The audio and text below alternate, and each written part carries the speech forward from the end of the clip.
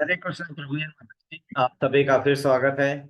हम भगवत गीता जो भगवान ने हमारे लिए कुरुक्षेत्र में अर्जुन को बताई थी, भगवत गीता यथारूप हम समझने का प्रयास कर रहे हैं और उस प्रयास में हमें प्रगति हो, हम आगे बढ़ सके, आध्यात्मिक झुकाव हो और भौतिकता धीरे धीरे कम हो। इसलिए हम सबसे पहले शुरू करेंगे प्रेयर से।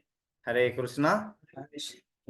ओम अज्ञानतिमिरान्धस्य ज्ञानाञ्जनशलाकया चक्षुरुन्मीलितं तस्मै श्रीगुरुवे नमः।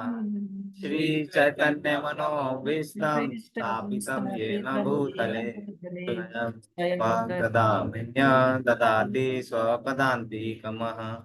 वन्देऽहं श्रीगुरो श्रीयुक्तपदकमलं श्रीगुरुन् वैष्णवांश्च श्रीरूपं साग्रजातं सहगण रघुनाथवितं तसजीवं साद्वैतं सावधूतं परिजनसहितं कृष्णचैतन्यदेव श्री राधा कृष्ण पादान सहगण ललिता श्री विशाखानि हे कृष्ण करुणा सिंधु दीनबंधु जगतपते गोपेश गोपिका कांता राधा कांता नमस्ते।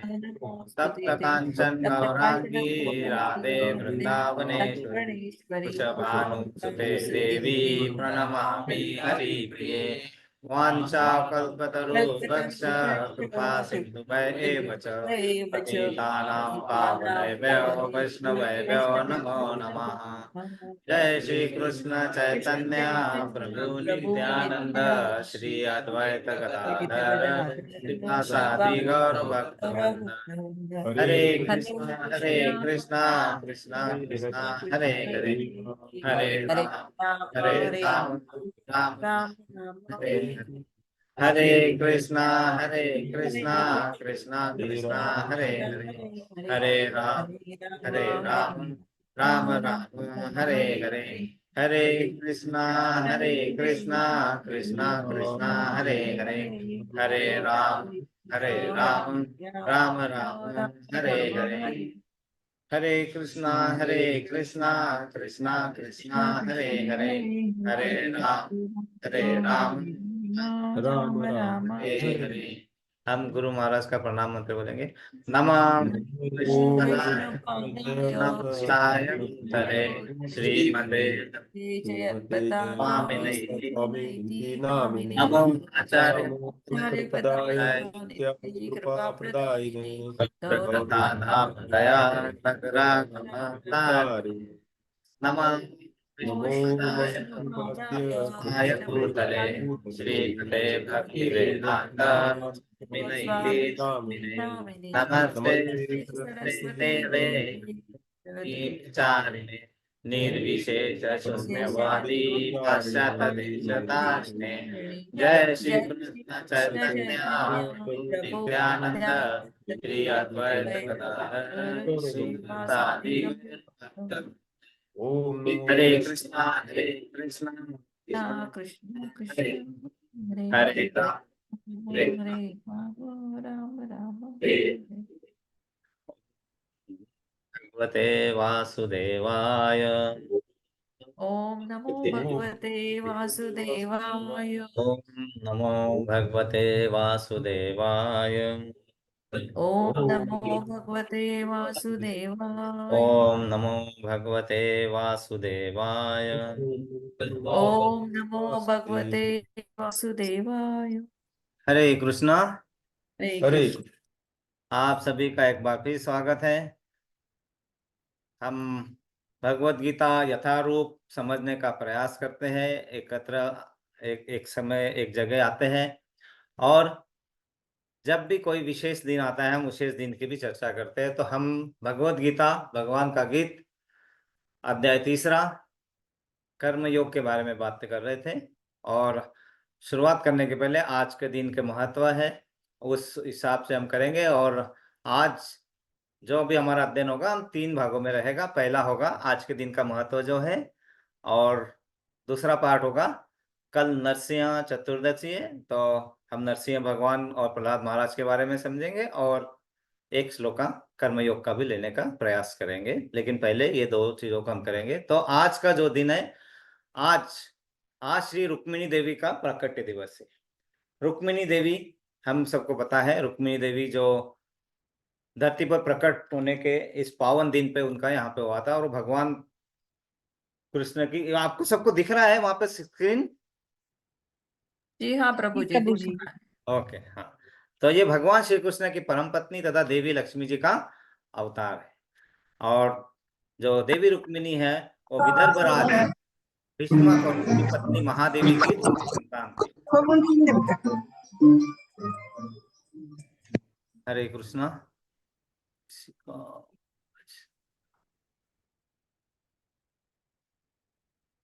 हरे कृष्णा।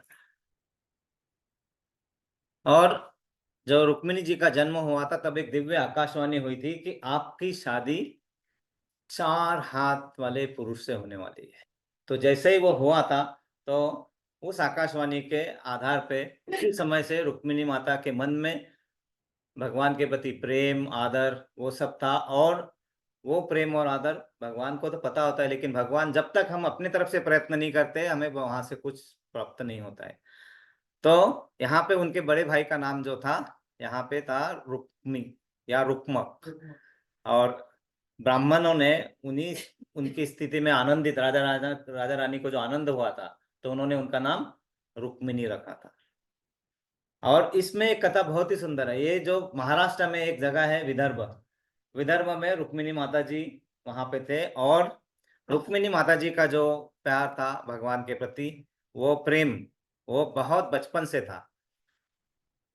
और जब उनकी शादी का समय आता है, जब, तो उनकी शादी उनके माता पिता शिशुपाल से करवाना चाहते हैं, और रुक्मिणी माता नहीं करना चाहते हैं, क्योंकि हम सबको पता है शिशुपाल जो है वो भगवान के भक्त थे, लेकिन बाद में उन्होंने बहुत सारे अपराधों में अपने आप को संलग्न कर लिया था, और उसी कारण वो भगवत भक्त कहलाने लायक नहीं बचे थे। और ये रुक्मिणी माता को पता था, लेकिन उनके माता पिता को उतना ध्यान, उनका ज्ञान नहीं था कि शिशुपाल कैसा है। और रुक्मिणी माता जी ने भगवान को मनी मन अपना पति तो मान चुके थे पहले से ही। तो उन्होंने क्या किया, सबसे पहला दुनिया का पहला लव लेटर, प्रेम पत्र भगवान को लिखा है। सबसे पहला प्रेम पत्र है भगवान को लिखा है। और वो प्रेम पत्र क्या है समझना है, वो बहुत बहुत इंपॉर्टेंट चीजों के साथ वो प्रेम पत्र लिखा है। हरे कृष्णा। एकदम राइट समय पे प्रभु जी आए, प्रेम पत्र बोलते बराबर। हरे कृष्णा, है ना। तो इन सभी लीलाओं में ये जो है, ये 7 श्लोका का प्रेम पत्र है। वो श्लोका तो नहीं, उसका मीनिंग हम समझेंगे। और ये 7 श्लोका का प्रेम पत्र जो लिखा है उन्होंने, वो सबसे पहला प्रेम पत्र, और इसे दिव्य प्रेम पत्र कहा गया है। क्योंकि क्या लिखा है इन 7 श्लोकों में, सबको समझ मतलब सुनाई आ रहा है ना। ये श्रीमद् भागवत महापुराण दशम स्कंद अध्याय 52 श्लोका नंबर 37 से 43 तक। इनमें, इन श्लोकों में रुक्मिणी देवी ने जो श्री कृष्ण विवाह हेतु आमंत्रण दिया प्रेम पत्र के द्वारा, श्री कृष्ण को कैसे आमंत्रण दिया, सिर्फ आमंत्रण नहीं दिया है, और बाद में ये बताया कि आपको क्या क्या प्रॉब्लम्स आएंगे, और प्रॉब्लम से सॉल्व कैसे करना है, उसका सोल्यूशन क्या है, आप हमसे मुझसे कैसे मिल पाओगे, हम कहाँ कहाँ जाना है, पूरी रचना। तो हमें अगर कुछ लिखना है तो किस तरह लिखना है, ये भी समझ में आएगा, और यहाँ से इसका दिव्य महत्व भी समझ में आएगा भगवान का। रुक्मिणी जी ने लिखा था।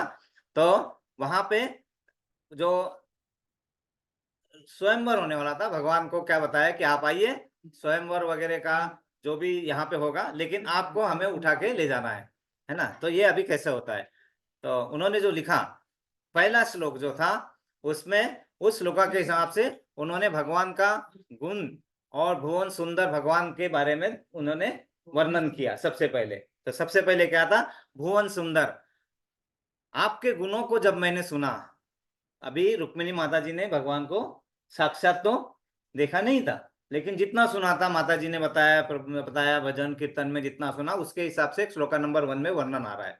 प्रभु जी अगर देख पा रहे तो यहाँ पे जा सकते हैं। वहां पे क्या था कि आपके गुणों को जब मैंने सुना, वो मेरे कानों के मार्ग से हृदय में प्रवेश कर गए, और मेरे तन मन की तपन हर ली। है अच्युत। अच्युत जो है बहुत इंपॉर्टेंट शब्द है, वो जो हम सोचे समझेंगे आज उसके बारे में भी। अब मेरा चित्त आपके रूप में ही लीन हो गया है और किसी भी प्रकार से उसे आप से हटाया नहीं जा सकता है। और ये पहले श्लोका से हमें जो समझना है, यही सबसे इंपॉर्टेंट चीज समझना है कि हमें जब अगर मन लगाना है तो मन कैसे होना चाहिए। जब हम भगवान के बारे में सुनते हैं तो एक कान से सुन के दूसरे कान से नहीं छोड़ना है, हमें वो हृदय तक जाना चाहिए, है ना। तो वो हृदय तक जाएगा तभी वो आपके हृदय में जाके बसेगा। इसलिए सबसे पहले श्लोका में जो रुक्मिणी माता बता रही है कि आपके गुणों को मैं आपके मेरे कानों से सुन के मेरे हृदय में प्रवेश कर गए और उन्होंने मेरे सब तन मन की जो तपन है वो हर ली है। मतलब तो वो तपन हर ली है मतलब कैसा है कि इबादत का हर रंग मेरे रूह में उतर रहा है। तुझे चाहना, तुझे पूजना, तेरे बारे में सुनना मेरी आदतों में बदल रहा है। तो यही सब पहले इसमें बताया है और यही हमारे मन में होना चाहिए, ताकि हमारे मन में आने के बाद आपके मन से भगवान का नाम कभी भी हटना नहीं चाहिए। पहले श्लोका में ही बता दिया रुक्मिणी माता ने कि आपकी श्रद्धा कैसे होनी चाहिए। ऐसा नहीं कि सुन लिया और छोड़ दिया, हृदय में जाए, हृदय में घर बनाए। और वो घर कैसे बने? परमानेंट घर हो, परमानेंट। तो वो क्या बताया, किसी प्रकार से उसे हटाया नहीं जा सकता है। ये बताया पहला श्लोका उन्होंने लिखा, प्रेम पत्र का पहला श्लोका मतलब पहला पैराग्राफ। दूसरा था वो का त्वा मुकुंद, मतलब हे मुकुंद, इस संसार में ऐसी कौन सी कुलीन, गुणी, सुशील कन्या होगी जो आप जैसे वीर, रूपवान, विद्वान, संपन्न और चरित्रवान पुरुष को पति के रूप में चाहेगी। मतलब इसमें भगवान के रूप में नहीं चाहेगी, है ना, पति के रूप में नहीं चाहेगी। मतलब यहाँ पे भगवान के सभी गुणों का वर्णन दूसरे श्लोकों में है। वो सबसे ज्यादा अमीर मतलब संपन्न, और सबसे ज्यादा सुंदर, सबसे ज्यादा शक्तिशाली, सब गुणों का वर्णन माता जी ने दूसरे श्लोकों में कर दिया। और आप तो नरसिंह स्वरूप जैसे है, नरसिंह स्वरूप जैसे है आप। ये बहुत इंपॉर्टेंट है, हम दूसरे इसमें सुनेंगे। नरसिंह और सारे लोगों के मन को आकृष्ट करने वाले। कृष्ण का क्या है? कृष्ण मतलब कृष्ण मतलब आकर्षित करने वाले। और वहां पे माता जी ने सबसे पहले बताया कि आप सभी को आकर्षित करने वाले ऐसे गुणी, सुशील और ये सब चीजें आपके अंदर जो इतने छठ क्या है, ऐश्वर्य है, उनको छोड़ के और कहीं अगर ध्यान लग रहा है हमारा, तो हम इस संसार में जो मनुष्य जन्म मिला है वो हम अच्छे से निभा नहीं पा रहे हैं ना। तो वो उन्होंने बताया। आखिरी तीसरा श्लोक था, तीसरा ये प्रेम पत्र का तीसरा है। तन्मे भवान खलु वृत्तः, मतलब हे प्रभु, मैंने आपको अपने मन, प्राण और आत्मा से पति रूप में चुन लिया है। अब आप ही मुझे स्वीकार करें। चेदीराज शिशुपाल जैसे पापी व्यक्ति को मुझे पाने का अवसर न दे। अब बता दिया उन्होंने प्रेम पत्र में। अब वो जो आने वाले हैं और उनका ये होगा, वो मुझे ले जाने वाले हैं, उनको अवसर न दे। ऐसा होने से कोई सियार शेर का भाग्य का भोजन चुरा ले जाएगा। मतलब शेर के शेर कौन है? भगवान कृष्ण, नरसिंह अवतार। शेर क्या उनका वहां पे नरसिंह अवतार मतलब नर, हाँ सिंह। और नरसिंह अवतार का बहुत ही अच्छा उदाहरण मतलब ये क्या है कि सिंह जैसे भगवान और भक्त प्रहलाद को भी सिंह बहुत पसंद थे। इसलिए भक्त प्रहलाद के लिए वो तो मतलब मनुष्य और इसका जानवर किसी भी प्राणी का रूप ले सकते थे, लेकिन भगवान प्रहलाद के मन में जो था, भगवान प्रहलाद महाराज को बहुत पसंद थे शेर, सिंह। तो इसलिए उन्होंने नर सिंह मतलब सिंह का साथ में वो हम अगले थोड़े देर के बाद में करेंगे। चौथा श्लोक का अर्थ है कि आप देखो, प्रभु को क्या बताया कि मुझे कोई ले जाने वाले आने वाला है। प्रेम पत्र में लिखा है आप मुझे आपको ले जाना है। अब ले जाने की व्यू रचना भी बताएंगे कि आप आएंगे तो आपको यहाँ तो पता नहीं है गाँव। देखो योग माया क्या कहती है कि भगवान को तो सब पता है, लेकिन योग माया से रुक्मिणी जी को क्या लग रहा है कि भगवान कृष्ण को कुछ पता नहीं है कि कहाँ आएंगे, कहाँ ले जाएंगे, तो हर चीज को वो समझाएंगे। यही भक्त का स्वभाव होता है। है ना। वो भगवान से जब जुड़ते हैं तो भगवान को ये नहीं भगवान समझ के, अरे भगवान को सब पता है, हर चीज बताई जाती है। हम जैसे भगवान में हम यहाँ पे खाना खिलाते हैं तो भगवान को उसी इससे खाना खिलाते हैं, अरे ये मूर्ति है भगवान क्या खाना खाएंगे, ये नहीं होता है। हमारे मन में भाव पूरा होता है कि भगवान खाना खाते हैं, आदान प्रदान पूरा होता है, और ये हमारे जैसे ही होते हैं, लेकिन हम उनके जैसे नहीं हो सकते। तो क्या लिखा है, हे प्रभु, लेकिन हर बार प्रभु लिखा है उन्होंने।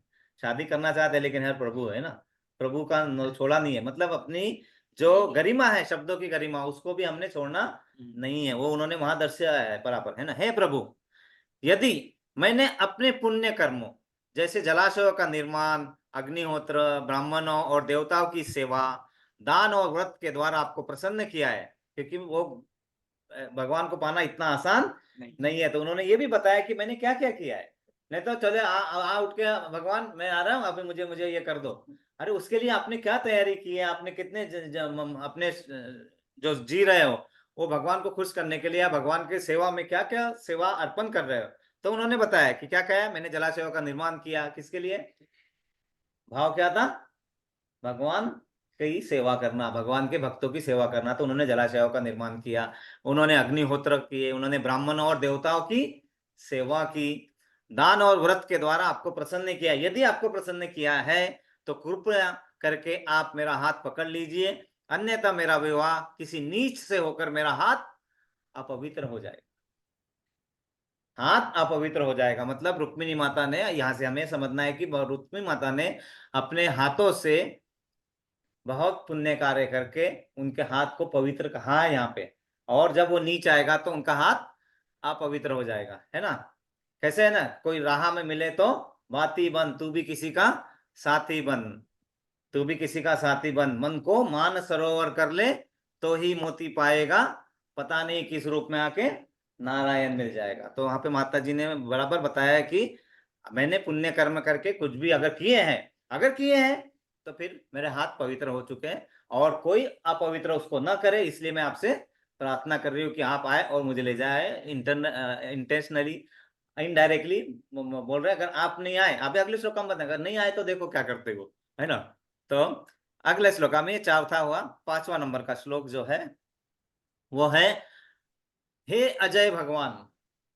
अजय मतलब भगवान को बोल रहा है कि आपको चिंता की जरूरत नहीं, भगवान को बता रहे हैं आप अजय हैं, आप यहाँ आएंगे तो आप जीत के ही जाएंगे। तो आपको उसके मतलब बताने के लिए ऐसा समझ रहे हैं कि भगवान को मेरे प्रेमी है और इनको कुछ नहीं आता है, तो उनको बोल रहे हैं आप अजय है, तो उनको भी बता दे रहे कि आप अजय हैं।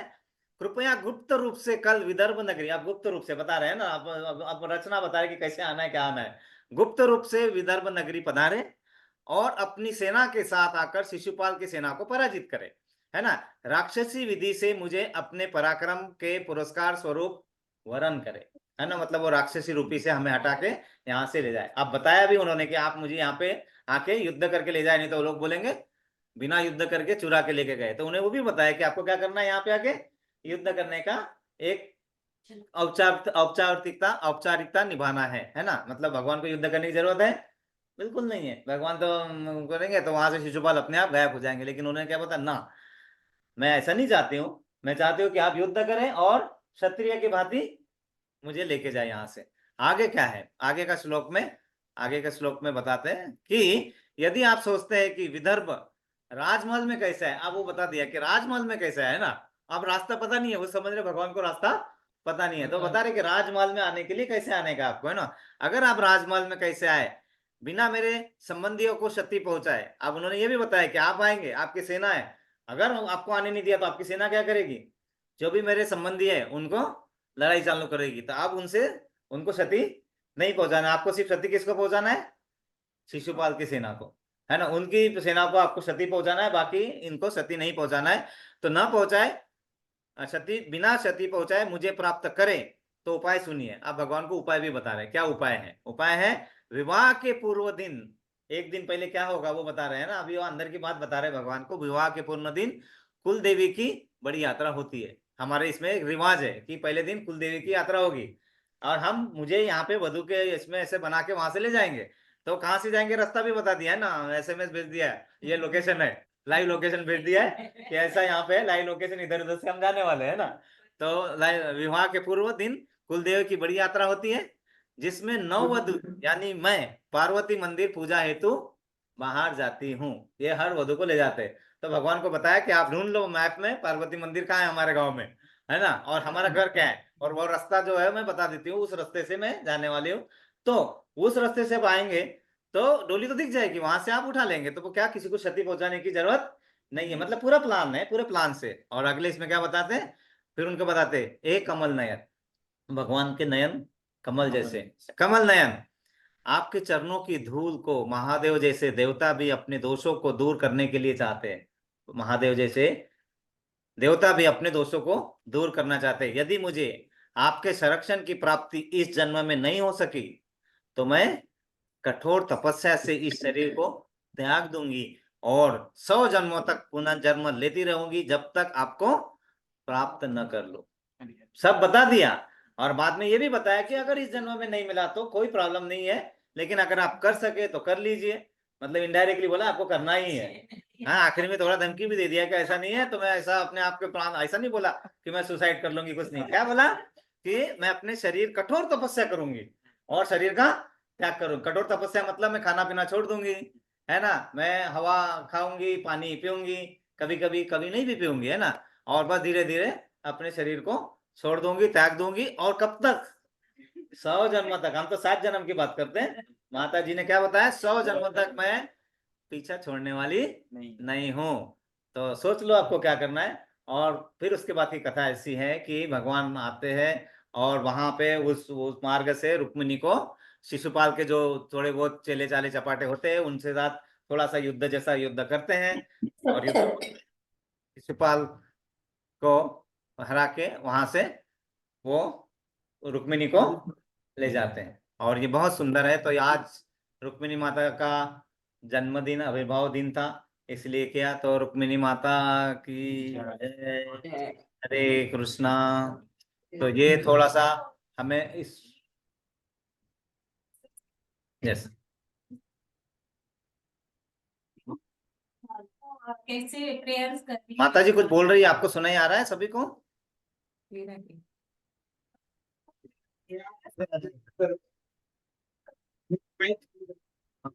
आप इधर से हाँ, माता जी कुछ बता रहे 5 मिनट, सिर्फ 5 मिनट। नहीं नहीं, ऐसे ही सिर्फ सुनिए आप।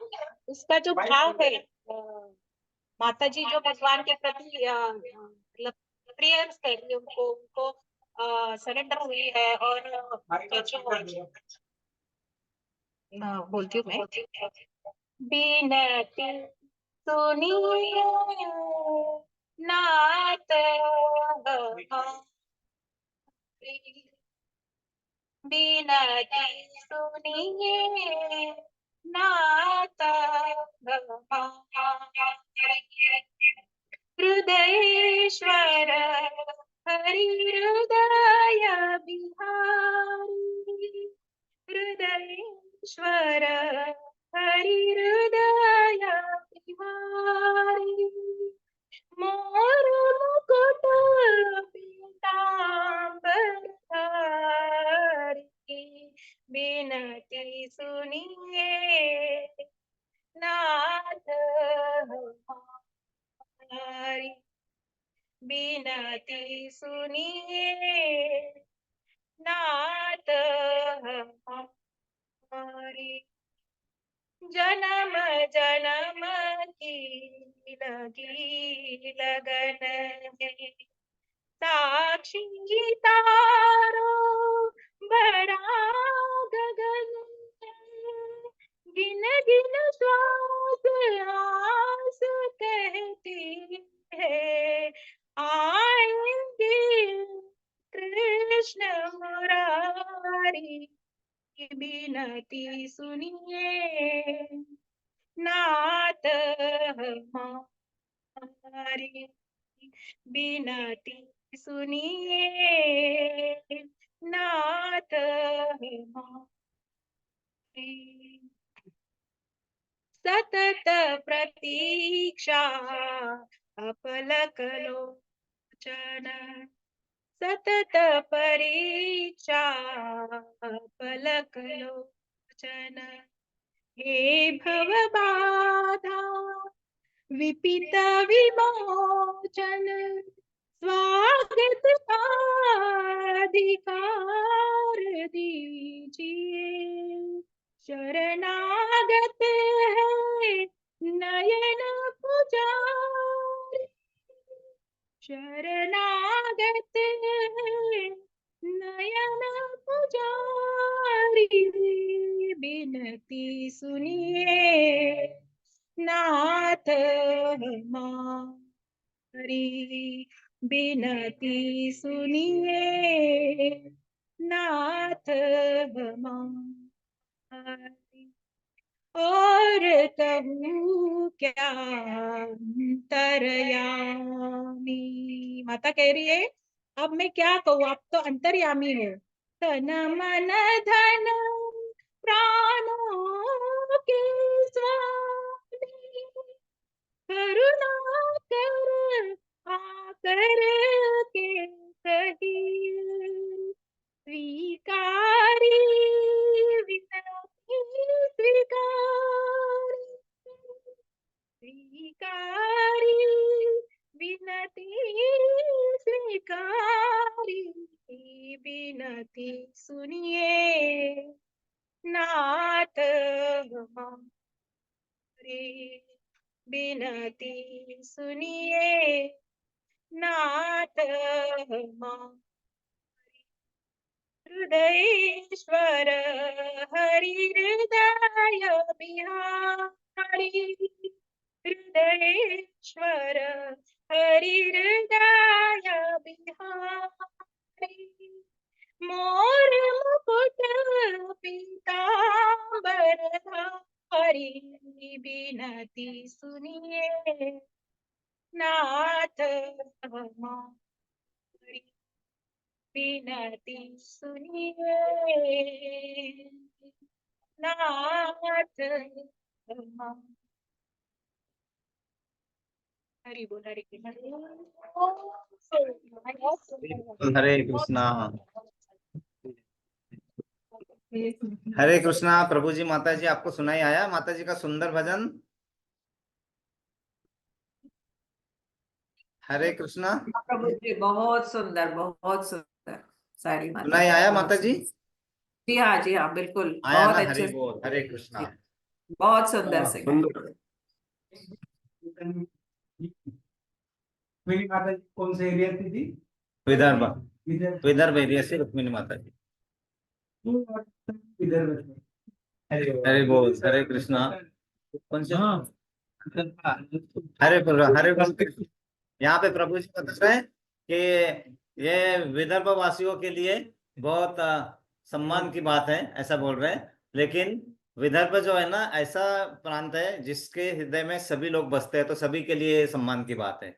हरि बोल, हरे कृष्णा, है ना? तो कि वहां से ही रुक्मिणी माता जी थे। और अब हम आगे दूसरे चरण में जाते हैं। किसी का कोई प्रश्न नहीं है शायद? दूसरे चरण में जाते हैं हम। प्रश्न आखिरी में ही आएंगे, है ना?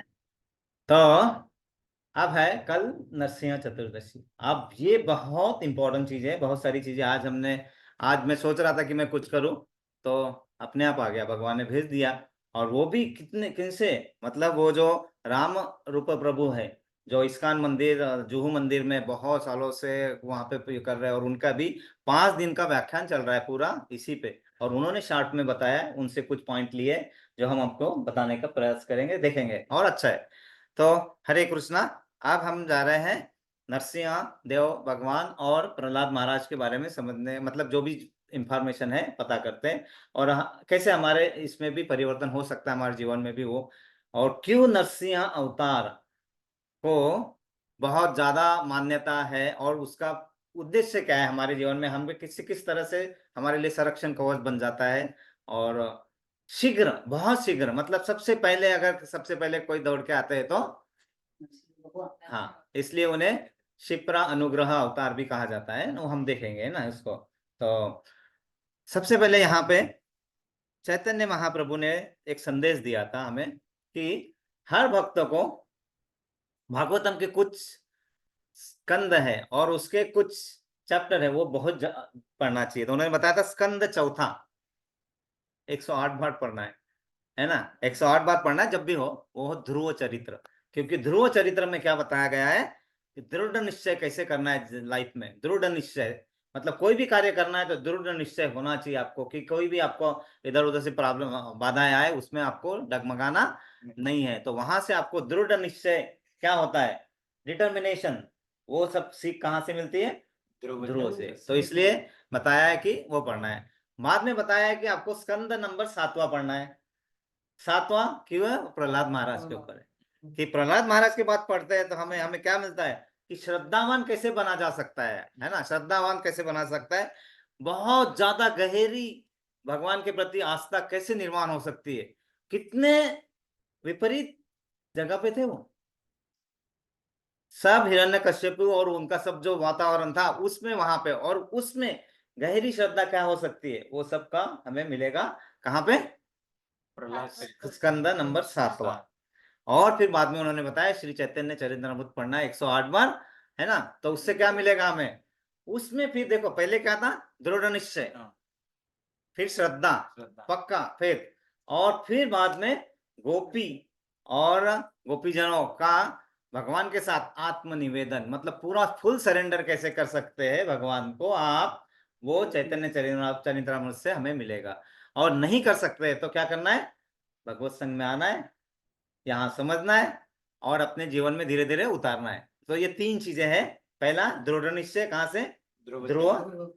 फिर बाद में श्रद्धावान बनना है, कहाँ से, भगवान प्रहलाद महाराज से। और बाद में पूरे लीलाएं जो गोपी गोपियों के साथ, और उन्होंने आत्मनिवेदन मतलब किस तरह से फुल तरह सरेंडर, कुछ नहीं चाहिए हमें आपसे, वो कैसे हो सकता है। वो एग्जाम्पल बार बार प्रभु जी ने, माता जी ने बहुत बार बताया, मैं फिर से बताता हूँ। एक बार भगवान जी का सर दर्द हो रहा था, मालूम है ना सभी को, और भगवान जी को बता था कि जो भी चरणों की धूली देगा, हाँ उसी से भगवान का सर दर्द बैठेगा। तो नारद जी सभी जगह पूछे पूछे जाके पूछने लगे, सबको पूछे तुम दोगे, नहीं बाबा हम देंगे, कौन पाप लेगा भगवान के, हमारी चरणों की धूली भगवान को, नो बाबा कहीं नहीं। हर जगह से आ जाते हैं सब बड़े बड़े भक्त, और वो सब पीछे हट जाते हैं। जब वृंदावन में जाते क्या बोलते, क्या चाहिए, चलो ये लो अभी पूरी थैली भर के दे दो, पूरा ले दो, कितनी चाहिए धूली ले जाओ, और उनके सर को पहले लगाओ, उनका सर अभी ठीक हो जाना चाहिए। तो बोलते तुम्हें इससे पाप मिलेगा, बोले पाप पुण्य का क्या लेना देना है, जब भगवान का सर दर्द बैठ गया तो उससे आगे हमें और क्या चाहिए। तो ये होती है आत्मनिवेदन, तो ये गोपियों से सीखना होता है ना। अब बहुत सुंदर एग्जाम्पल था यहाँ पे, भगवान राम के माता पिता राजा दशरथ, कौशल्या माता, पता है हमें। भगवान कृष्ण के माता पिता पहले तो देवकी एंड वसुदेव, और बाद में यशोदा माता, नंद बाबा। नरसिंह देव भगवान के माता पिता कौन, बहुत सुंदर प्रश्न था। नरसिंह देव के भगवान के माता पिता कौन है, मतलब वहां का स्तंभ आए, बहुत सुंदर वर्णन है। अब उन्होंने बताया कि जो नरसिंह देव के माता पिता है, वहां पे बताया प्रहलाद भगवान, भगवान प्रहलाद। नरसिंह देव के को डिजाइन किसने किया, हिरण्यकश्यपु ने डिजाइन किया। हरि बोल माता जी, क्योंकि हिरण्यकश्यपु ने पूरा डिसाइड किया, पूरा बताया कि ना तो वो मनुष्य रूप में होंगे, ना तो पशु रूप में होंगे, है ना, ना तो उनके हाथ में कोई शस्त्र होगा, ना तो अस्त्र होगा, है ना। तो मारने के लिए उन्होंने बताया कि आपके नाखून बड़े होने चाहिए, ना तो मुझे नहीं करने, हाँ। तो फिर मतलब पूरा डिजाइन जो है, डिजाइनर आप नरसिंह देव जो है वो हिरण्यकश्यपु है ना। और उनके उनको लाने के लिए जो यहाँ पे जो भगवान को यहाँ अवतरित करने के लिए किसी न किसी को बुलाना पड़ता है। तो उनके माता पिता का दर्जा यहाँ पे भक्त प्रहलाद को दिया गया है। भक्त प्रहलाद की भक्ति को, भक्त प्रहलाद के ज्ञान को, और भक्त प्रहलाद के वैराग्य को नरसिंह देव के माता पिता का दर्जा दिया गया है यहाँ पे, है ना।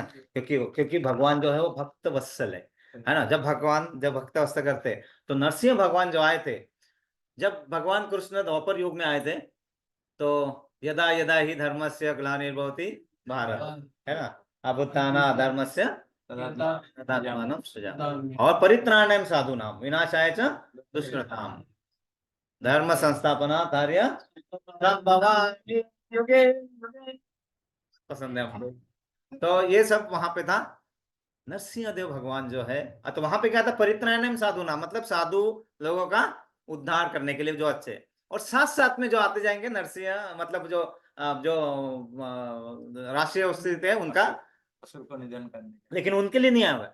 लेकिन यहाँ पे जो नरसिंह अवतार आए थे वो मनुष्य का उद्धार करने के लिए नहीं, सिर्फ संहार करने आए थे। किसका? राक्षस का संहार करने के लिए। अब उसकी कथा देखते हैं। और इन्होंने हमने अभी क्या बताया, कौन सा अवतार बताया? क्षिप्र अनुग्रह अवतार, मतलब सबसे फास्ट जो मदद के लिए आते हैं वो कौन आते हैं? नरसिंह देव भगवान। इसलिए नरसिंह कवच, नरसिंह आरती और जो नरसिंह जो हमारा मंत्र होता है वो सबसे ज्यादा इफेक्टिव हमारे लिए, कि भगवान इमीडिएटली हमारे लिए कवच का निर्माण कर देते, सिर्फ आपने करना होता है। तो यहाँ पे हिरण्यकश्यपु ने कठोर तपस्या की थी, बहुत कठोर तपस्या, और इतनी कठोर तपस्या की थी कि वो तपस्या किस गणना में आती है? सबसे पहले सबसे उच्च तपस्वी माना गया है ब्रह्मा जी को, क्योंकि ब्रह्मा जी को भगवान का ही आदेश था। भगवान जी आए थे, क्या करना है? तप तप तप तप तप आया। तो सबसे बड़े तपस्वी जो है ब्रह्मा जी, और दूसरे जो है भृगु मुनि, और बाद में डायरेक्ट नंबर आता है, मतलब हिरण्यकश्यपु का नंबर आ जाता है ना? हिरण्यकश्यपु का नंबर उन्होंने बताया। मैं तो फिर मैंने प्रश्न भी था शिव जी का मेरा, हाँ शिव जी को तो इनके कंपैरिजन में रखते ही नहीं, शिव जी उनके पार है, मतलब उनके कंपैरिजन के पार है, शिव जी का तपस्या इनके कंपैरिजन में नहीं है। लेकिन हिरण्यकश्यपु इतने ज्यादा कठोर तपस्या करते थे, और उन्होंने तपस्या कर करके सबको मना दिया था। लेकिन एक बात होती है, जब भी आप तपस्या करके आपको वर मिलता है, और जब आप क्रोध से कहीं शाप दे देते किसी, तो आपने जो भी अर्जित किया है ना वो सब जीरो हो जाता है, आपको फिर से तपस्या करना पड़ती है। वहां बताया है हिरण्यकश्यप के साथ ऐसे ऐसे होते रहता है ना, तो वहां पे वो अपनी सब शक्ति खो देते हैं। तो यहाँ पे इंद्र देवता जो है, इंद्र देवता को एक जॉब मिला रहता है ना? इंद्र देवता को एक तो वो वर्षा करते, वो तो है ही, दूसरा क्या होता है कि जो भी ऐसे तपस्या कर रहे हैं और तपस्या करके भगवान को मना ले रहे हैं, है ना, भगवान देवी देवताओं को मना ले रहे हैं और उनसे वरदान ले रहेंगे, उनको तपस्या भंग करने का काम इंद्र देवता को दिया है। नहीं तो क्या होता है, इंद्र देवता को खुद का सिंहासन हिलना लगता है, क्योंकि वो अपने किंग है ना वहां पे, तो उनके किंग का सिंहासन है, तो वो उनकी पूरा काम इनकी तपस्या भंग करना है। तो वो क्या करते थे, अपने अप्सराओं को लेके ये करके वो तपस्या किसकी? हिरण्यकश्यपु जो तपस्या करे उनको भंग करने के लिए। लेकिन वो इतने मग्न होकर तपस्या करे, उन्हें अप्सरा नहीं, उनको ढकला, उनके ऊपर पानी डाला इंद्र ने जी, बहुत पानी डाला, बहुत सारा हो गया, कुछ नहीं हुआ, हार गए देवी देवता। अरे ये तपस्या तो भंग ही नहीं हो रही है, और सब देवी देवता डरने लगे। अरे क्योंकि हिरण्यकश्यप को क्या था कि उन्हें देवी देवताओं को भी परेशान करके रखा था, उन्हें रूल ही चेंज कर दिए थे। रूल क्या है कि जो पुण्य करेगा वो कहाँ जाएगा? सो कॉल्ड स्वर्ग में, और जो पाप करेगा नरक में। इन्होंने रूल उल्टे कर दिए थे, जो पुण्य करेगा, जो भगवान का नाम लेगा, वो नरक में जाएगा। और ये सब देवी देवता बहुत डर चुके थे, है ना? और अब वो क्या कर रहे हैं, वो जा रहे हैं इनके पास, ब्रह्मा जी के पास, क्योंकि ब्रह्मा जी ने यहाँ क्या, वहां की उनकी पहुंच वहां तक था, ब्रह्मा जी के पास, ब्रह्मा जी कुछ करो, इसकी तपस्या भंग करनी है। तो ब्रह्मा जी भी करते हैं कोशिश, ब्रह्मा जी आते हैं और देखते हैं कि अरे ये तपस्या में लगे हुए हैं, और तपस्या में क्या कर रहे हैं, ओम ब्रह्माय नमः, ओम ब्रह्माय नमः, ओम ब्रह्माय, तपस्या कर रहे, तपस्या कर रहे, और इतने सालों से तपस्या कर रहे कि तपस्या कर करके उनका क्या हुआ है पता है? उनका पूरा शरीर विघटन हो गया है, और सिर्फ क्या बचा, पूरा मांस और सब जा चुका है, और सिर्फ कंकाल बचा है, शरीर हड्डी का कंकाल, और उसमें से भी आवाज आ रही है। हमने ऐसे देख लिया तो हमारा क्या होगा, हम वहीं पे गिर जाएंगे ना, कि अरे ये क्या है, ये तो भूत पूरी तरह कहाँ से आ रहा है। ब्रह्मा जी ने देखा कि अरे तपस्या इतने सालों से कर रहे हैं और ये है, तो ब्रह्मा जी उसके आगे न बढ़ पाए, है ना, उन्होंने फिर भी वहां पे, तो फिर उन्होंने क्या किया, वो वैसा क्यों हो रहा था, यहाँ पे एक सीख हमें बता रहे हैं कि शरीर जो है कुछ मायने नहीं रखता है। अब क्या वहां पे हिरण्यकश्यप का क्या हुआ था कि पूरा शरीर गल चुका था, मांस नहीं था, कुछ नहीं था, क्या दिख रहा था, सिर्फ हड्डी का ढांचा, लेकिन आवाज आ रही थी, ओम ब्रह्माय नमः, ओम ब्रह्माय नमः। ब्रह्मा ने ये बताया वहां पे हमें कि जो शरीर है वो शरीर कुछ काम का नहीं है, क्या है? आत्मा। तो यहाँ पे आत्मा कभी भी रहेगी, हम देख सके या ना देख सके, तो वहां पे उनकी आत्मा वो पूरा कार्य कर रही थी। तो ब्रह्मा जी ने क्या किया, अपने कमंडलू में से पानी निकाला और उनपे छिड़काव कर दिया। जैसे ही छिड़काव किया तो क्या हुआ, उनका वो जो पूर्ववत शरीर आ गया वापस, और आया ही नहीं, अब वो वज्र के समान पूरा स्ट्रांग हो गया। मतलब उसके ऊपर आप पत्थर मारोगे, आग लगाओगे, कुछ करोगे, हिरण्यकश्यप का वो पूरा, क्योंकि ब्रह्मा ने जब अगर आशीर्वाद दे दिया तो उससे क्या है ना, तो वो उसका शरीर जो है एक तपस्या पूरी करके बैठे हुए थे और उन्होंने ये कर दिया, तो दोनों का जोड़ होके उनका शरीर इतना स्ट्रांग होगा कि अब इस पे कोई भी फर्क नहीं पड़ेगा। और उन्होंने क्या किया, ब्रह्मा जी से हर एक तरह के वरदान मांग लिए, हर एक तरह तरह के वरदान मांग लिए। कौन कौन से वरदान हमको मालूम है सब, है ना, कि मुझे कोई देवी देवता हाथ नहीं लगा सकते, मार नहीं सकते, कोई भी मुझे मार नहीं सकता है, न दिन में मार सकता है, ना रात में मार सकता है, न तो परसों ना आकाश में ना पाताल में, बादल में, आकाश में, न बादल ना में, दिन में न घर के बाहर, न घर के अंदर, ना, है ना, को ना रात को, दिन को, न रात को, ना शस्त्र से, ना अस्त्र से, है ना, कहीं से भी नहीं मार, सब मांग लिया। यस, तो कहीं से भी नहीं, सब वरदान मांग लिए और ब्रह्मा जी ने तथास्तु तथास्तु करके सब पे मांग लिए। अब यहाँ पे बहुत अच्छा है कि इसमें इनकी तपस्या जारी है, इनकी हिरण्यकश्यप की तपस्या जारी है। अब इनकी तपस्या को भंग कैसे करना है, आप सब किस में आ गए, टेंशन में आ गए, देवी देवता। तो इन्होंने क्या, फिर सभा बुलाई, सभी देवताओं की कि सभा बुलाई, सेमिनार लिया और ऐसे ऐसे हमारे स्पेसिफिकेशन है, हमें ये करना है, बताओ क्या करोगे। सबका ब्रेनस्टॉर्मिंग चालू हुआ, मतलब तुम बताओ क्या करना है, क्या करना है। इसको तो सब करके देख लिया, है ना, कुछ भी नहीं हो रहा है। और हिरण्यकश्यपु के पास पैसा कमी था, बिल्कुल नहीं। राज्य के उनके नौकर चाकर कम थे, बिल्कुल नहीं। अप्सराएं कम थी, बिल्कुल नहीं। उनके पास इतने, तो वो स्त्री भोग पैसा वैसा सबसे, लेकिन वो कभी संतुष्ट नहीं हुए। यहाँ से दूसरी सीख हमें बताते हैं कि पैसा और ये सब हमें कभी संतुष्ट नहीं कर सकता। क्यों? क्योंकि उनके इंद्रियों पे कंट्रोल नहीं था। पहला एक क्लू मिला, इंद्रियों पे कंट्रोल वाले कोई चाहिए हमें, है ना, पहला क्लू मिला कि इंद्रियों पे कंट्रोल। तो फिर उन्होंने बोला ऋषिकेश। ऋषिकेश मतलब भगवान जिनका इंद्रियों पे कंट्रोल है, विष्णु ही कर सकते। तब तक क्या योग माया से देव देवता ये भूल ही गए थे कि विष्णु जी के पास इसका सोल्यूशन हो सकता है। तो इन्होंने डिस्कशन चालू किया, डिस्कशन में ये पहला पॉइंट निकला, तो उन्हें लगा कि हाँ ऋषिकेश, इंद्रिय तृप्ति, क्योंकि ये इंद्रिय। फिर बोले ये सबसे तो नहीं घबरा रहे हैं और इसका मन भी विचलित नहीं हो रहा है, तो ऐसा पॉइंट ढूंढते जिसको इसको चिड़ है। जैसा बताया पता, हाँ इनको चिड़ किससे, विष्णु नाम से। इनको विष्णु नाम नहीं सुनना है, बाकी सब चलेगा जग में, पूरा पूरा करेंगे, आपको क्या कितना पैसा चाहिए, क्या चाहिए, हिरण्यकश्यप पर जाओ आपको पूरा दे देंगे। लेकिन अगर आपने विष्णु और भगवान कृष्ण का नाम लिया तो वो उनको बिल्कुल भी पसंद नहीं था। आप ये काम, अरे ये मिल गया सोल्यूशन अभी, है ना, जैसे बॉलीवुड मूवी में बता देना, देखो इसकी कमियां क्या है, इसके परिवार वालों को पकड़ो और लेके जाओ, फिर वो भी अपने पीछे पीछे आ जाएगा, हमको सब छुड़ा देंगे। तो यहाँ पे ये कमी मिल गई। कमी क्या मिली कि इनको ईर्ष्या है भगवान के नाम से।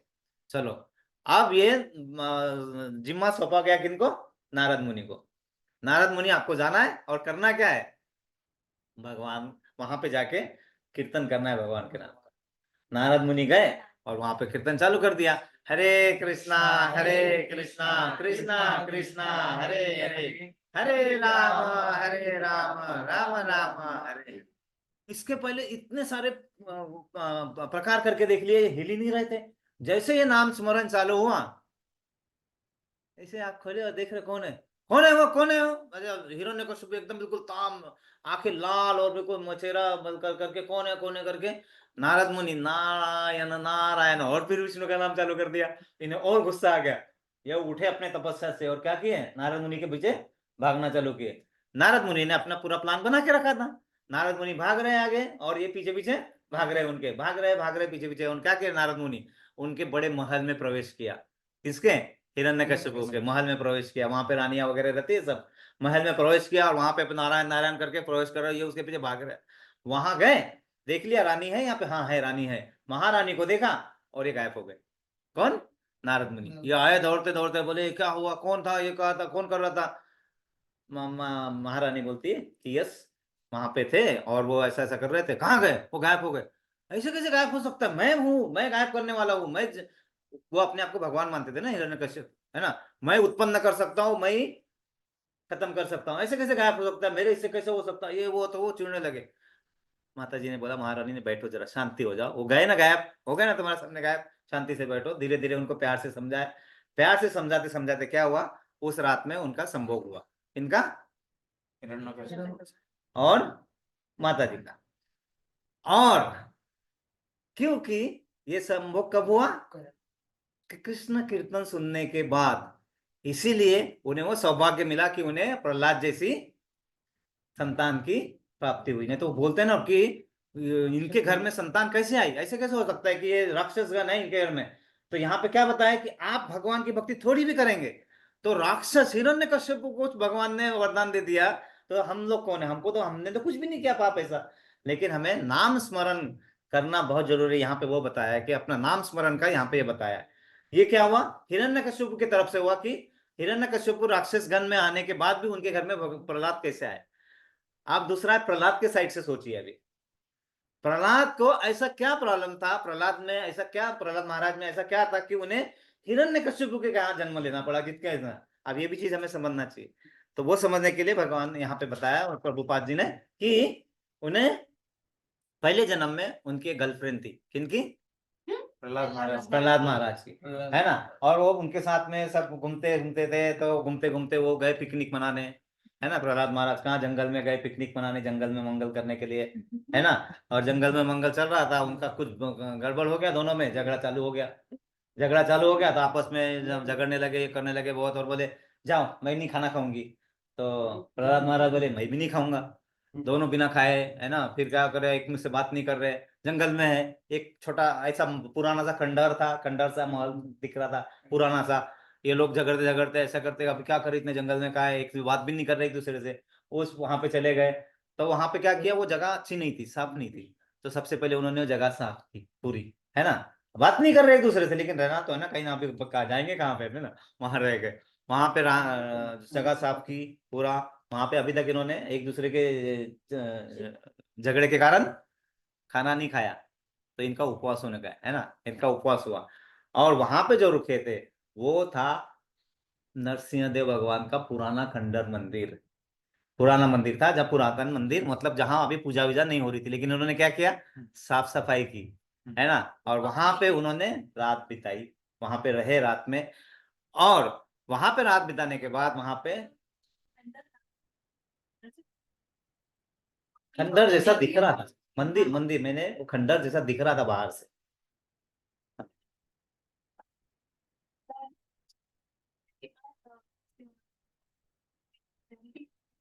नहीं, ये पहले जन्म की बात है। हाँ, यस बिल्कुल। यही क्वेश्चन एक माता जी ने पूछा उन प्रभु को, उन्होंने बताया कि नरसिंह भगवान बार बार अवतार लेते हैं, पहले युग में, दूसरे युग में, इसमें हर बार 200 अवतार उन्होंने गिना दिए थे। आज सवेरे उन्होंने यही प्रश्न एक माता जी ने भी पूछा था कि इनके बाद तो नरसिंह भगवान आए थे, तो उन्होंने नरसिंह भगवान बार बार रूप लेते हैं, अलग अलग इसमें आते हैं, तो नरसिंह भगवान पहले भी उनका मंदिर वहां था। सेम प्रश्न पूछा उन्होंने आज, मुझे भी यही प्रश्न आया था, इसके पहले मैं पूछूं वो माता जी ने पूछ लिया था। और बहुत अच्छा प्रश्न है। तो उन्होंने बताया नरसिंह भगवान पहले भी आते हैं, हमको नहीं पता है। तो नरसिंह भगवान वो पहले भी थे, बाद में भी है, और यहाँ पे इसलिए वो ना, जैसे आप बोलते हैं ना, क्या बोलते हैं, क्षिप्रा अवतार।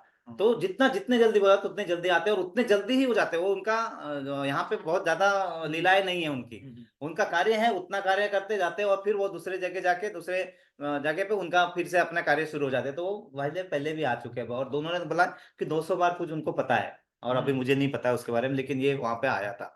तो यहाँ पे अभी क्या हुआ कि प्रहलाद महाराज को क्यों आना पड़ा, क्योंकि प्रहलाद महाराज के यहाँ से पहले उनके यहाँ पे क्या हुआ था, वहां पे अपराध हुआ था। और इसीलिए उसको, उसकी शिक्षा उन्होंने अगले जन्म में क्या मिला, उनको कहाँ जन्म मिला, हिरण्यकश्यप के घर। लेकिन उनके पुण्य पूरे थे, तो हिरण्यकश्यप के जैसे घर पे आने के बाद भी उन्होंने कभी भी भक्ति नहीं छोड़ी, और इतने कठिन परिस्थिति में भी वो भगवान से भक्ति कर रहे थे। अब भगवान, आप धीरे धीरे क्या हो रहा है यहाँ पे, अभी सीन थोड़ा चेंज होता है। हिरण्यकश्यप अभी भी क्या कर रहे हैं, तपस्या उनकी जारी है।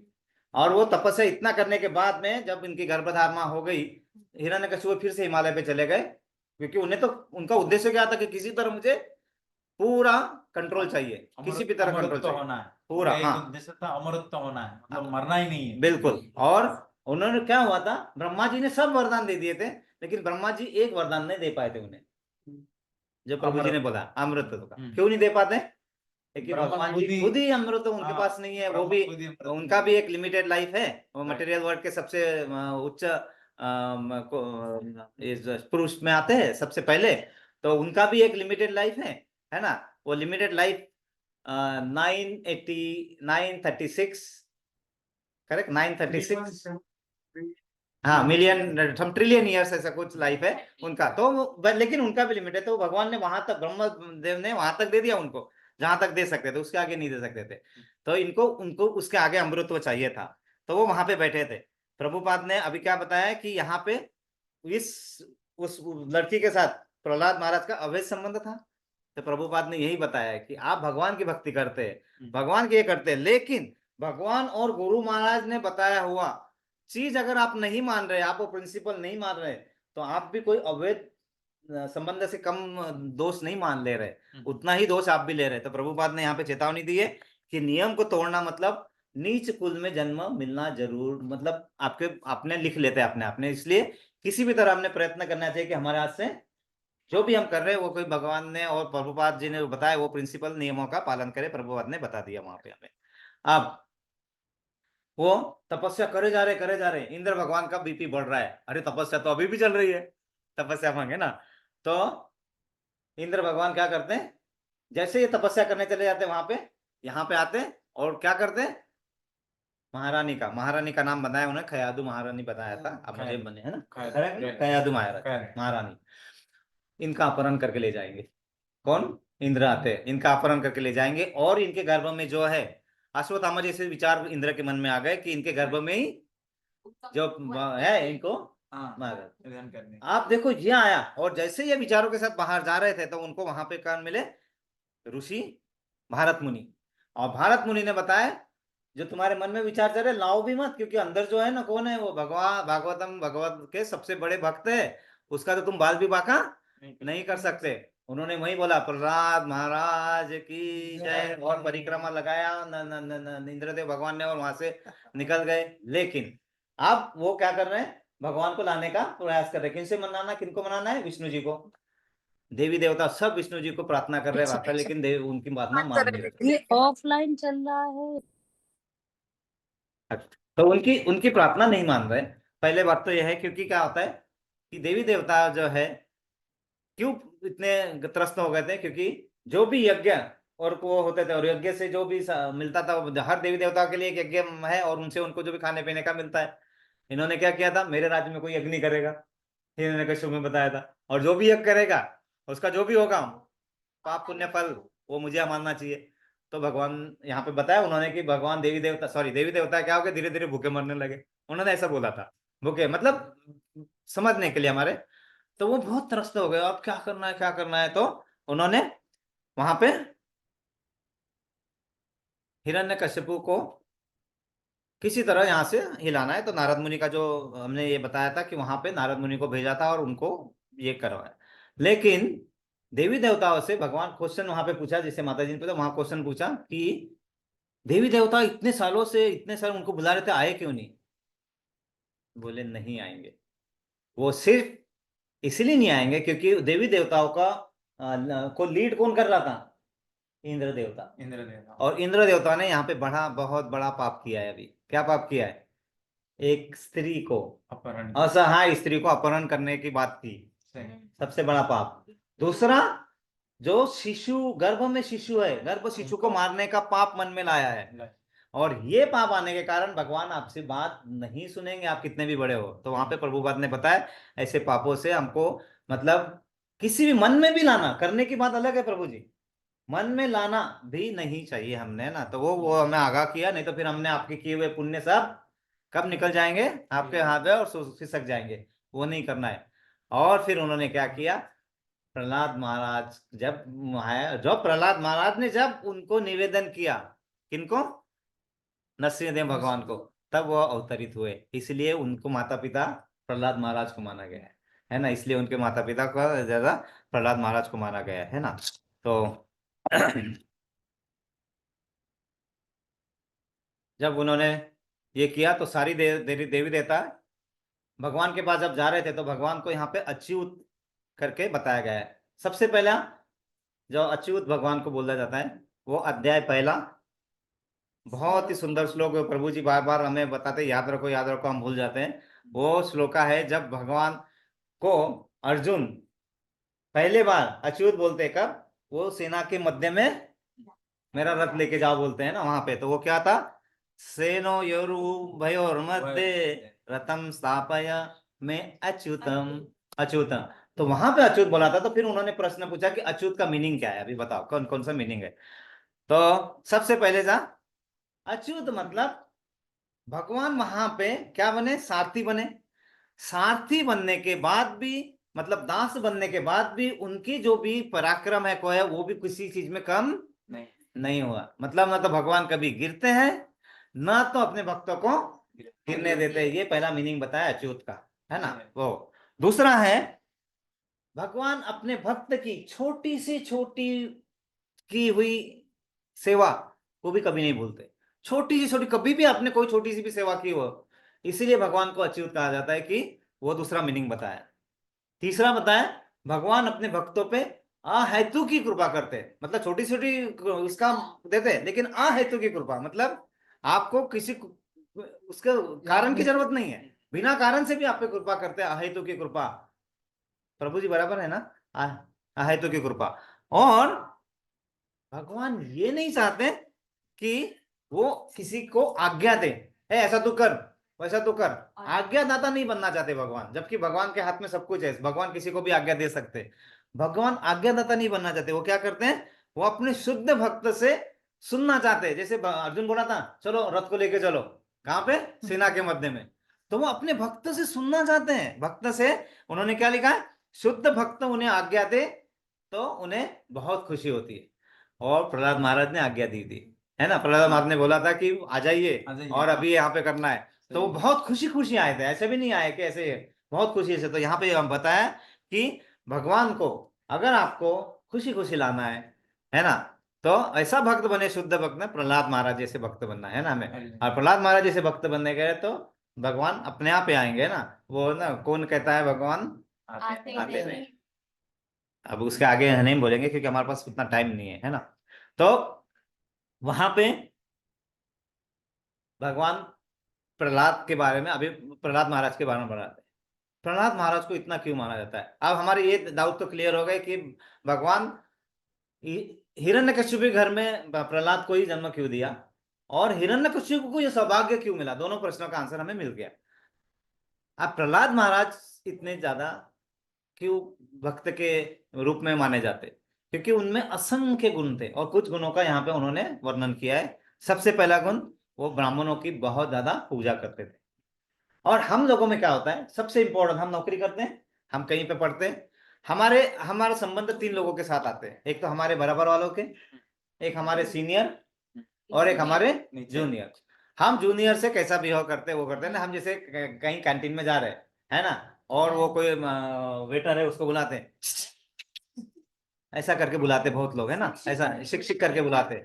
वहीं समझ में आता है कि तुम्हारी लायकी कितनी है, तुम्हारी औकात कितनी है, कि तुम अपने नीचे वालों को अगर तुम प्रेम से नहीं कर सकते। यहाँ वो बहुत प्यार से बताया, ये प्रहलाद महाराज का गुण था। वो किसे बता रहे थे ना, कि वो, उन्होंने क्या बताया कि अपने बराबर वाले जो होते हैं उनके साथ में मैत्री का संबंध होना चाहिए। क्या, प्रेम पूर्वक मैत्री का संबंध अपने बराबर वाले, जो अपने साथ वाले, है ना। अपने से जो बड़ा है उनके उनके लिए क्या होना चाहिए, मन में आदर भाव, रिस्पेक्ट का होना चाहिए यहाँ पे, है ना, दास भाव उनके लिए। और जो हमसे छोटे हैं उन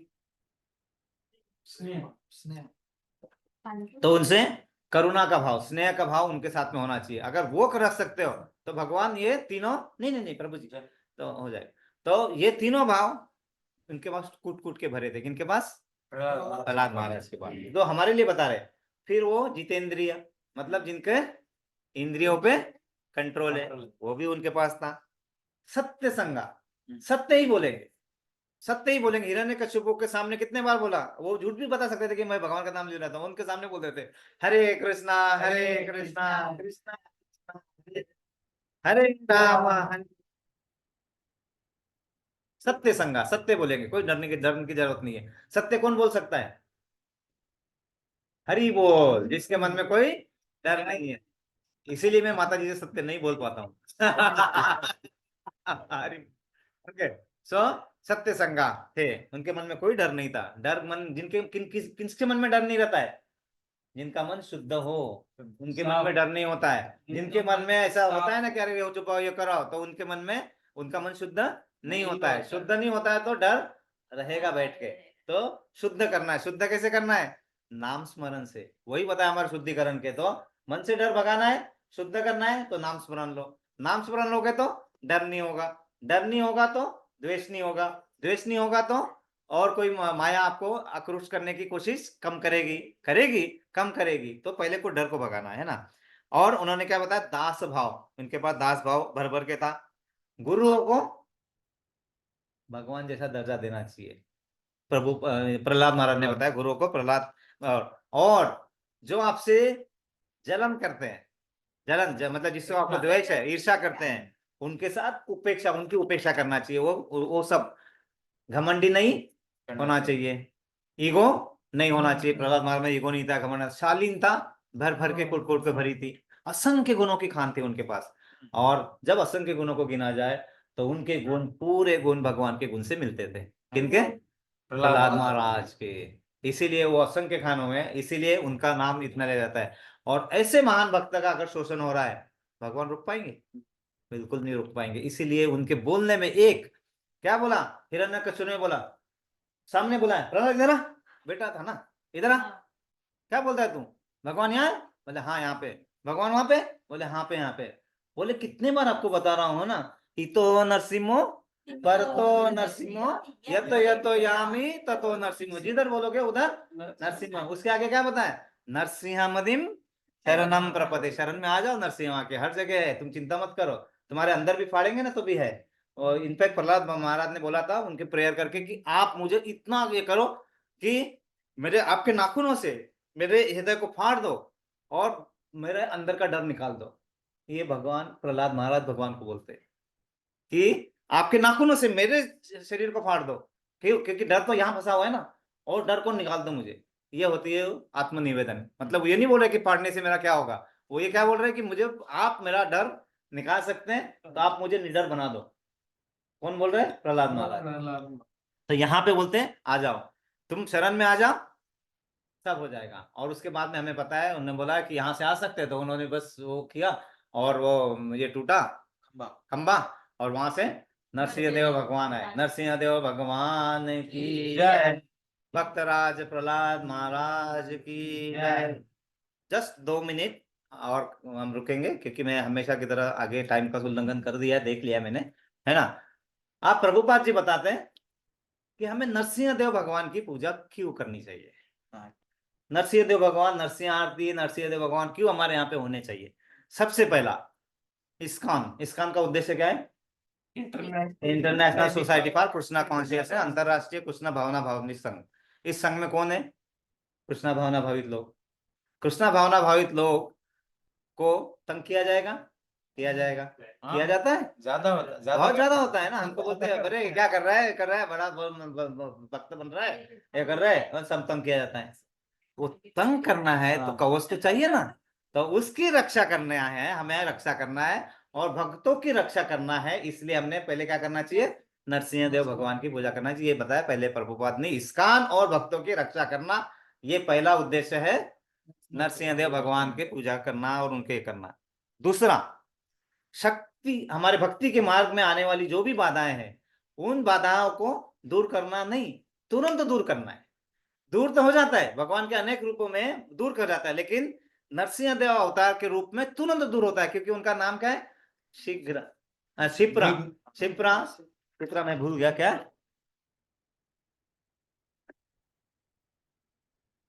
क्षिप्रा अनुग्रह अवतार। क्षिप्रा अनुग्रह बोलते मतलब इंस्टेंट, जैसे चाहिए उस समय आपको मिल जाएगा। तो आपको आपके पापों को अचानक फटाक से दूर करना है, गायब करना है, तो फिर आपको नरसिंह भगवान का कवच चाहिए, है ना। ये दूसरा। और तीसरा, जैसे बताया भक्त प्रहलाद ने क्या बोला है कि आपके नाखूनों जैसे इससे मेरे इसको फाड़ दो, मेरे अंदर का डर निकाल दो। और वो डर निकालने के लिए हमें फिर से नरसिंह देव भगवान की पूजा आराधना रोज करनी चाहिए। और सिर्फ फटाक से 1 मिनट में मैं बताता हूँ और हम यहाँ रुकेंगे। हरे कृष्णा। ये मुझे आगे बढ़ने नहीं दे रहा है, हाँ बढ़ने दिया। या तो प्रहलाद महाराज का ये श्लोक जो है, जो हमें वल्लभ प्रभु जी ने बताया था। हाँ, तो क्या है? श्री प्रहलाद उवाच कौमार आचार्य त्रैपाक्यो धर्मान भागवतानि दुर्लभम मानुषं जन्म तदा अभि अध्रुवम अतर्दम अर्थदम। इसका अर्थ क्या है समझना जरूरी है हमारे लिए। इसका अर्थ है,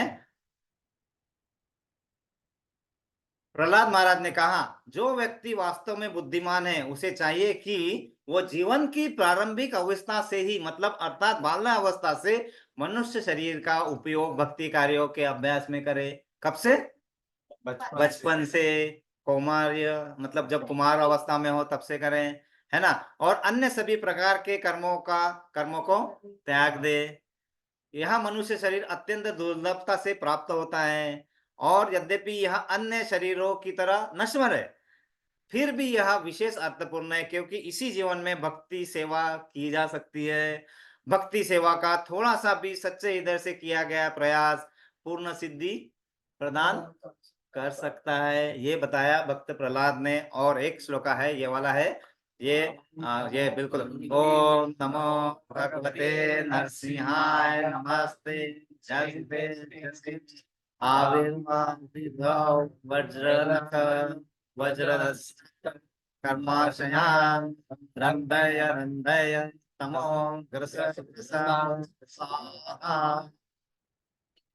अभयात्मनि भूयेष्ठा ओम शोम। इसका अर्थ क्या है? मैं भगवान नरसिंह देव को प्रणाम करता हूँ और समस्त शक्तियों के स्रोत है। हे प्रभु, आपके नाखून और दांत वज्र के समान प्रबल है। कृपया इस भौतिक संसार में हमारी पाप रूपी फल की कामनाओं का नाश कर दीजिए। कृपया मैं हृदयों में प्रकट होइए और हमारे अज्ञान को दूर कर दीजिए ताकि आपकी कृपा से हम इस भौतिक संसार के संघर्ष में निर्भय हो सके। और क्या बताया प्रभुपाद ने, ये जो मंत्र है, रोज आप अगर भगवान की पूजा कर रहे हैं तो नरसिंह देव के ये बने तो हम इसका प्रिंट ले लेंगे और सब बोला करेंगे इसके बाद में। हरि बोल, हरे कृष्णा। तो यहाँ पे रुकेंगे और हम सबकी प्रगति होती रहे, हम आध्यात्मिक प्रगति करते रहे, इसीलिए हम सभी के लिए प्रेयर करेंगे। और स्पेशल प्रेयर आज प्रभु जी माता जी ने हमें यहाँ पे सौभाग्य दिया, इतना अच्छा सुंदर वातावरण में निर्मित किया। माता जी ने प्रसादम इतना अच्छा दिया, मेरे तो अंदर भूख प्रसादम और कल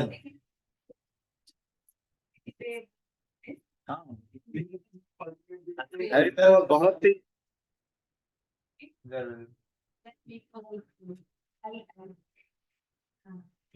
बोलो ना, क्या बोल रहे हैं? नहीं, ऐसा अधूरा नहीं बोलने का, पूरा बोलने का। क्या बोलना है इसमें? हाँ, कर रहे हैं ना, वो कर रहे हैं तो बताने का पूरा। ऐसा भूल जाते हैं ना, ऐसा कुछ मन में आता है। हाँ, तो पहले तो यहाँ पे प्रभु जी और माता जी जिन्होंने हमें ये सौभाग्य प्रदान किया यहाँ पे आने का। दूसरा यहाँ पे हमारे दुलाल प्रभु है, इनके माता जी अभी कुछ समस्या से जूझ रहे हैं, लेकिन वो समस्या बहुत जल्दी नरसिंह देव भगवान हृदय में जाएंगे और वहां से वो जो ब्लॉक है उसको निकालेंगे नहीं, लेकिन वो जो नली है उसको थोड़ा बड़ा कर देंगे। जो समस्या का प्रॉब्लम है, जो छोटी बहुत भारी होगी, उसको थोड़ा बड़ा करके और उसको सहन करने की शक्ति देंगे। इसके लिए हम प्रेयर करेंगे। और सभी का और राधा रानी का नरसिंह तिथि पे ही जन्मदिन होता है और वो बहुत हमें आगे हमें पढ़ पढ़ के हमें भी सिखाए और बहुत भक्त मार्ग में जाए और सभी हम जाए। इसीलिए हम सबके लिए 3 बार प्रेयर करेंगे।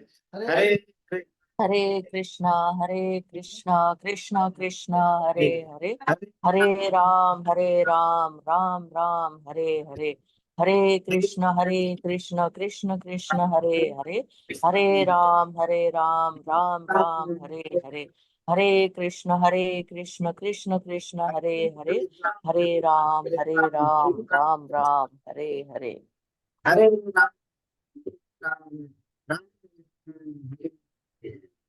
हम श्रील प्रभुपाद जी के लिए 3 बार प्रेयर करेंगे ताकि हमें इसी तरह प्रभुपाद जी के जो बुक्स है वो हमें प्रोत्साहित करते रहे और हम आगे बढ़ते रहे। हरे कृष्णा। हरे हरे कृष्ण कृष्ण कृष्ण हरे हरे, हरे राम राम राम हरे हरे, हरे कृष्ण कृष्ण कृष्ण हरे हरे, हरे राम राम राम हरे हरे, हरे कृष्ण कृष्ण कृष्ण हरे हरे, हरे राम राम राम हरे हरे। कृष्णा।